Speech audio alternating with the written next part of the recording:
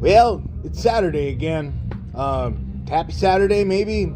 Hopefully you've got the day off and you just kind of get bored and you want to watch this video. But we're working today. Let's see. We've got lane 21. The complaint is that it indexes past the number 1 pin. We have a cycle solenoid on lane 30. And lane number 31, they say it's getting a lot of 180 calls. They have several touchscreens. This is Vector Plus scoring. They have several touchscreens that are non-operational, and I suspect that it's got pretty heavily damaged wiring. Let's go take a look out there real quick. So these touchscreen keypads, most of the time they're allowed to swivel a little bit, but that pin, there's a stop pin in there that prevents it from going 360. Here's a good example. It's not supposed to do that.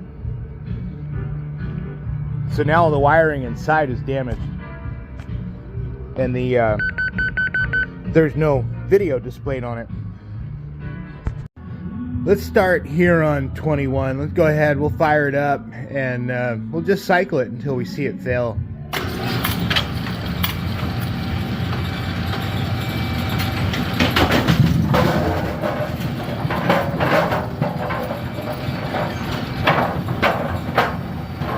Where are you? There you are.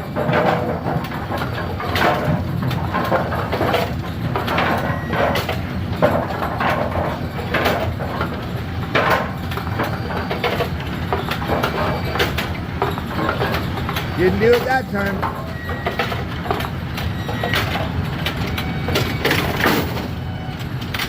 Second ball, cycle. We'll do it again and again and again.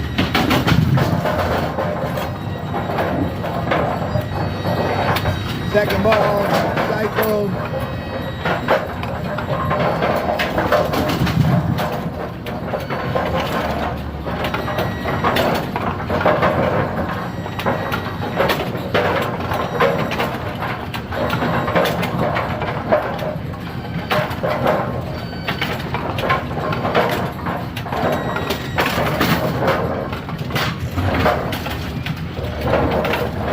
Second ball, cycle.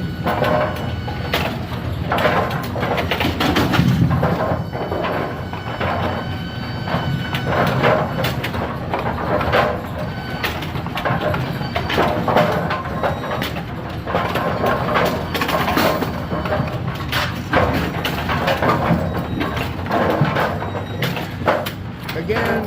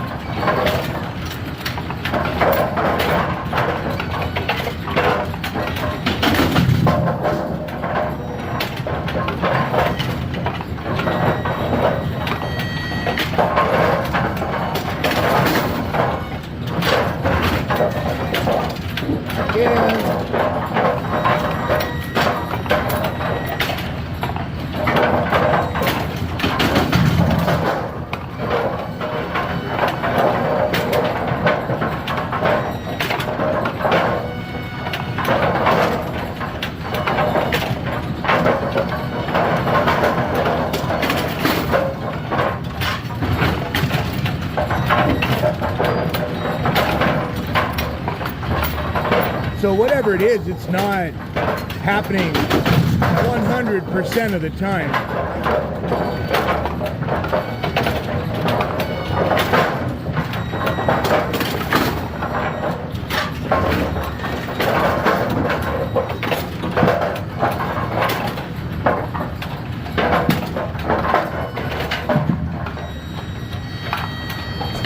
Wait a minute. I think I'm on the wrong lane.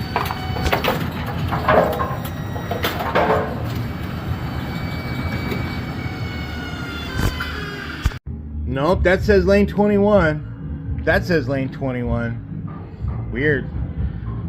I don't know. I questioned myself because I didn't see anything wrong, and we cycled it through several times, but this may be a very inconsistent issue. Well, no matter what, I'll hop back up, I'll cycle it, and if we find anything, then we'll pick it up there. I thought maybe for a second there I had like a dyslexic moment and I went to lane 12 instead of lane 21, but I didn't. I got it right. We've been here for about 10 minutes cycling this on second ball cycle constantly for what feels like an eternity, and not one single issue so far.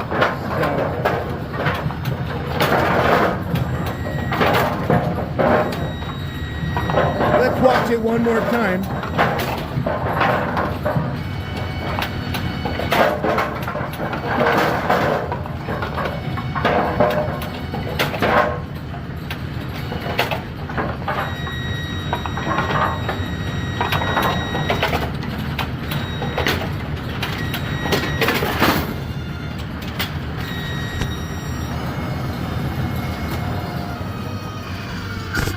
Well, we were not able to recreate any type of an issue, so we're just gonna climb down. We're gonna go to something else that we know we can fix, right? So moving right along, we're on lane number, yeah, this is the front-facing circuit box. Now I gotta get my jumpers. All right, let's fire it up. Let's see what we can see. Lots of 180s. I clean my camera lens too, huh?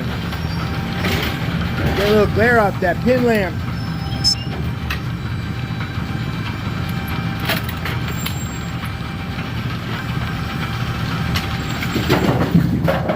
Maybe we could do with a little bit more light too.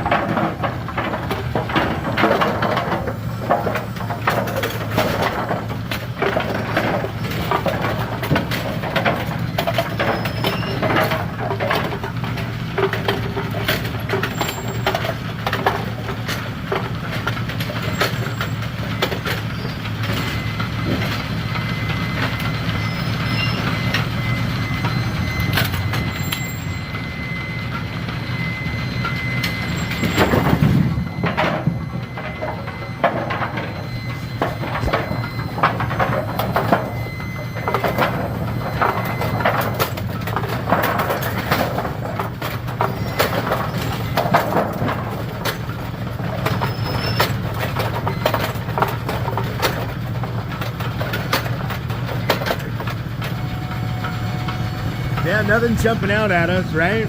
Not yet.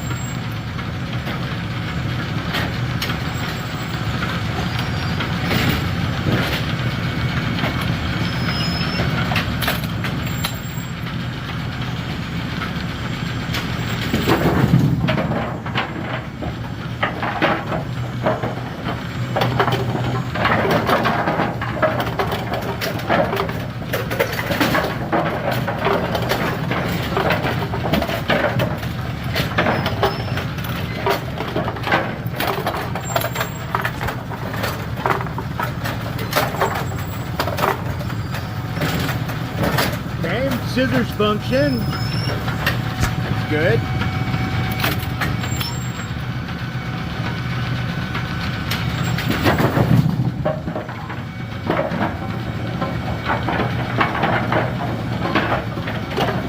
Again, not seeing anything major.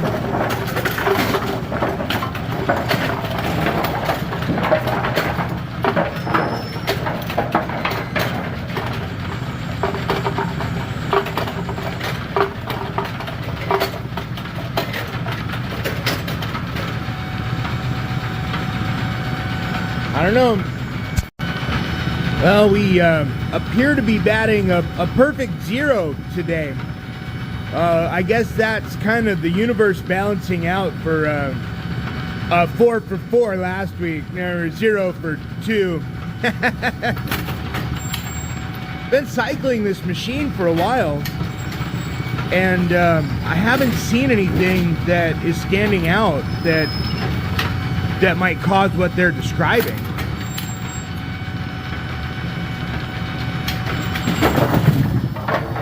Yeah, I mean, the blocking finger adjustments look pretty good. I don't have a good light in there, but they seem okay. We can certainly test that. So let's go second ball and cycle. Lock our pin gate. Going to set an empty rack.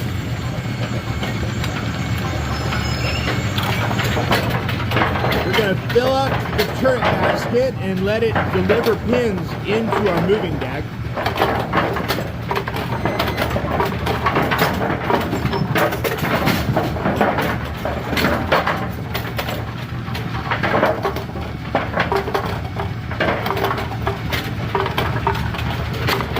Hopefully we've got at least 20 pins in here.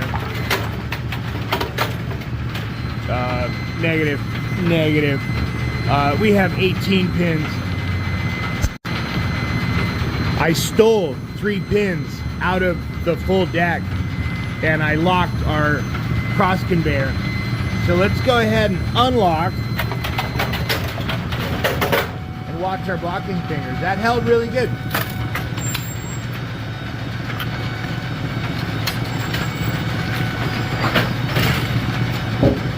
So our full deck, moving deck, interlock blocking finger, haha, there it is. She didn't release pins. What happens if we cycle it? Can't, there it goes. Okay. I think we might have found this one. So let's move our light. Strong magnets on these lights. Our gearbox clutch is stopping a little bit early. So if we make a slight gearbox clutch adjustment, we stopping the machine at 0 or even just a hair later, the cam on the one-to-one should be a little further forward and push our flag, moving that cam follower forward into our flag and help bring that blocking finger up just a little bit higher at 0 where it stopped, and we should be able to prevent that from happening.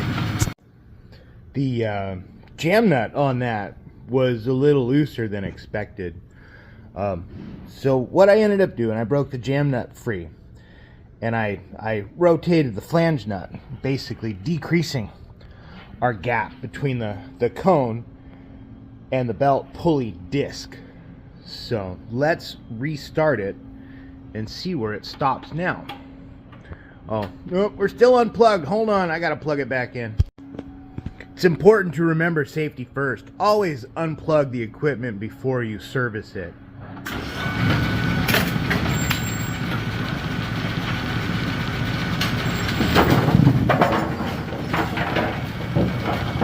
Let's see where we land. A little bit higher, not much.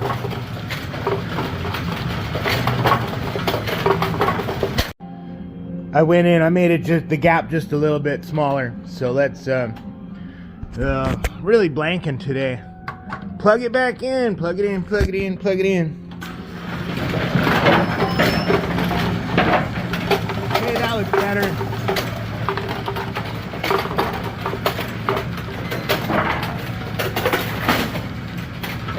Okay, we're gonna do that again. Hold on. Let's fake it. We'll just advance the turret a couple of empty spots here.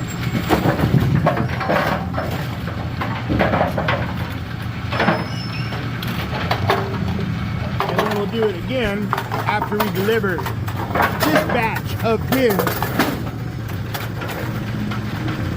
Manually indexing.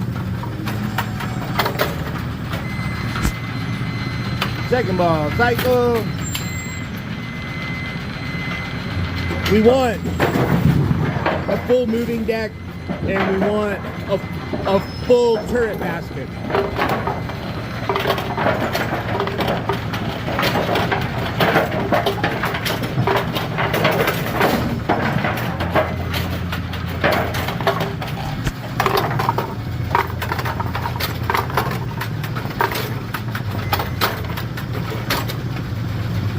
boy, my brain is not working too good today.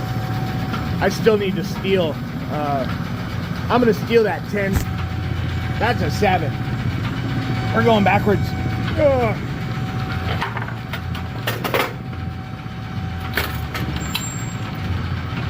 And I forgot to put it on second ball. That's okay.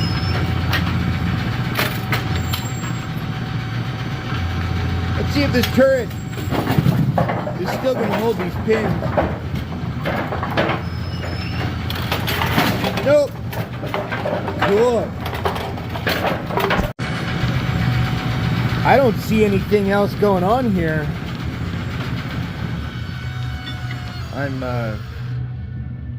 Other than that gearbox clutch adjustment, you know, she was stopping a little early, and definitely didn't have that blocking finger up all the way. We did watch the turret hold pins when it should have dropped into the deck, and I don't know if it would have gotten jammed or not. We know that the one time that we observed it, the pins released from the turret into the deck as soon as the machine cycled. But there could always be a possibility that maybe that pin would get stuck, and you know, maybe it just didn't work like that all the time. We really don't know. But we've been here cycling it for a significant amount of time after we made our gearbox clutch, our cone gap. So I don't know. I think the only thing I can tell them is keep an eye on it, and if there is anything else, perhaps they could leave maybe some slightly more detailed information if they're able to. But I think we're gonna wind up this one here. We're gonna go to her sister next door here with a missing cycle solenoid next.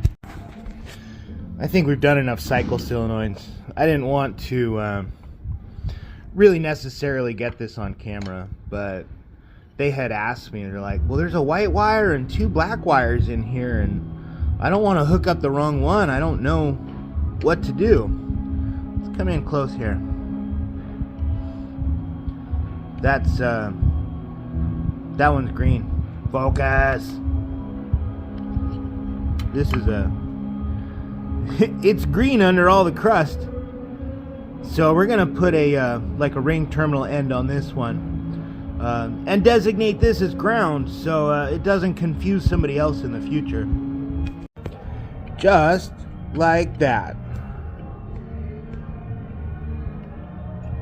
Now we'll just button her all back up and test it out. Should be good to go. We're waiting for the lane machine to come through here. We have just a couple minutes. I don't want to cycle it while they're in the area, but let's go on a rant here for a little bit. Let's talk about ratchets. So we've got our selector flipped to this side, and we are in a loosening position for right hand thread. Flip it over that way, we would be tightening. How come we haven't made this standardized yet? Both of my ratchets, this isn't mine, this was up on the workbench, right? Both of my ratchets, if I swing the lever this way, I'm turning this way to turn the fastener, or that way to turn the fastener that way. This is the exact opposite. How come we haven't come up with a standardized method yet? I mean, drive sizes are all the same, right? Between metric and standard, you know, they're all 1/4 inch, 1/2 inch, 3/8 drives. But why? I went like that, and I'm like, all right, I'm gonna tighten her down because the lever's pointing like that way. I want to move the fastener that way. Nope. Anybody got any answers for that? She wouldn't turn on me. I plugged her in, and that fuse, I can't tell. I don't ever trust my eyes anymore when it comes to fuses. I always verify with a meter. So that means we get to go all the way back to our tool bag and grab a meter. This fuse might be good, it might not be good, I don't know. But we tried to turn this thing on after swapping that cycle solenoid, and we were not successful with that. So both of our fuses, our 3.2 amp and our 1 amp fuse, metered good. And then I metered for voltage at the drop cord and found nothing. So whatever happened here tripped a wall breaker up front. It's never a good thing when a wall breaker trips. Maybe that breaker's getting old and tired, and it's not as strong as the breaker in the circuit box here. We don't know. But let's make sure. Okay, our rear switches are off. Our breaker is on. We're gonna climb down. I'm gonna hold the camera above my head, and safely from back here, we're gonna do a 1, 2, 3. Please don't blow up.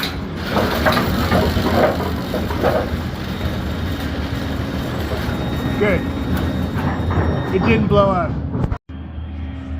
We're at 180 right now with a locked pin gate. I shut it back off, but we want to check our cycle solenoid adjustment.